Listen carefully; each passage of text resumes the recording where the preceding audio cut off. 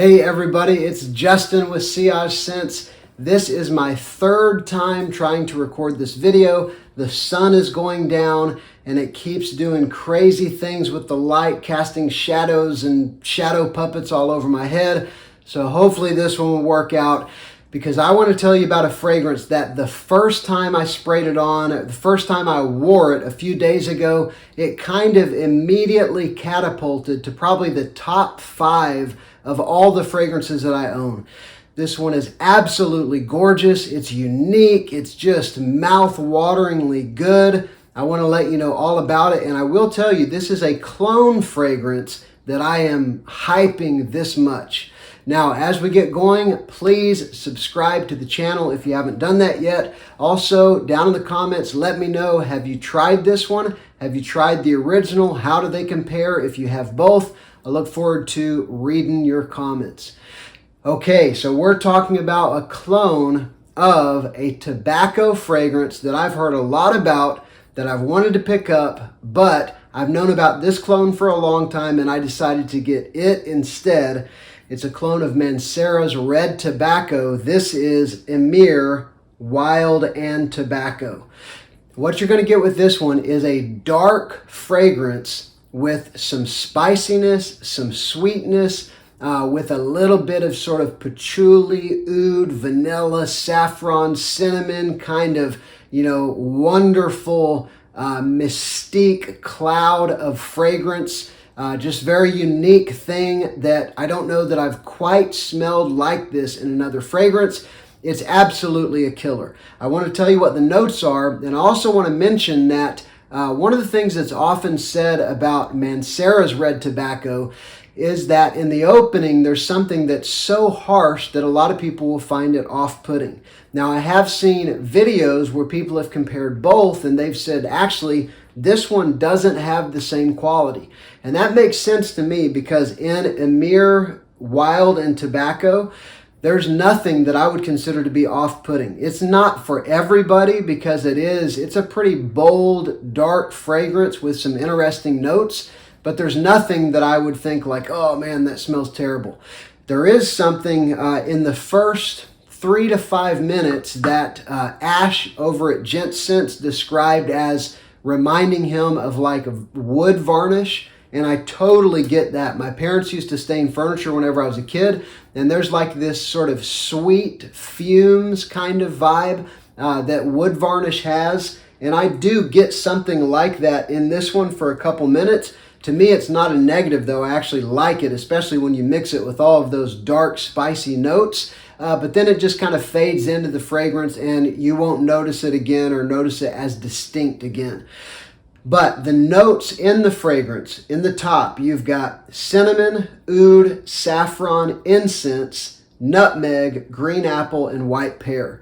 Now, the reason that, or something I want to emphasize about the notes is, I could have told you, and in my mind, I had a list of the notes that I thought would be in this whenever I actually looked them up, because I picked out cinnamon immediately. I picked out oud, although it's a very palatable, very mild oud, but I picked out oud. I could pick out saffron. I could pick out a sweet fruitiness. I wouldn't have necessarily known green apple and pear, but a little bit of a sweet fruitiness.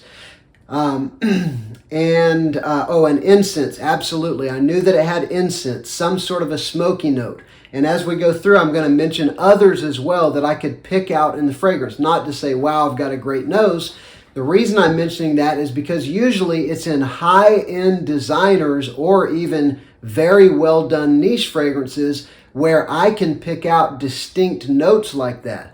To me, it says probably high-quality ingredients, or at the very least, expertly blended, so that rather than getting a bunch of notes that mash together in sort of a fog of fragrance, you get these beautiful individual notes that kind of dance together in the air and make this a chord that will blow your head off because it's so good.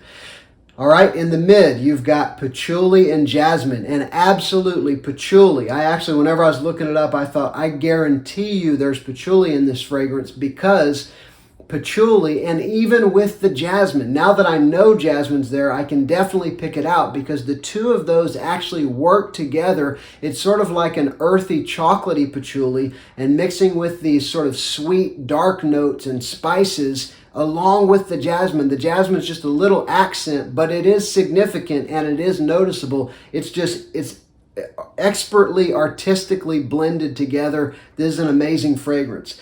And then in the base, you've got tobacco, vanilla, amber, guaiac wood, sandalwood, white musk, and vetiver. Out of those, I could have told you tobacco, vanilla, maybe I would have guessed amber, maybe I would have guessed sandalwood, those are maybes, but probably 70% of the notes in this fragrance, I knew they were there before I looked it up. And again, I'm just emphasizing that because this is a clone. This is a fragrance I got for around $30 on Fragrance Buy. I don't remember exactly, but right around $30 on fragrancebuy.ca.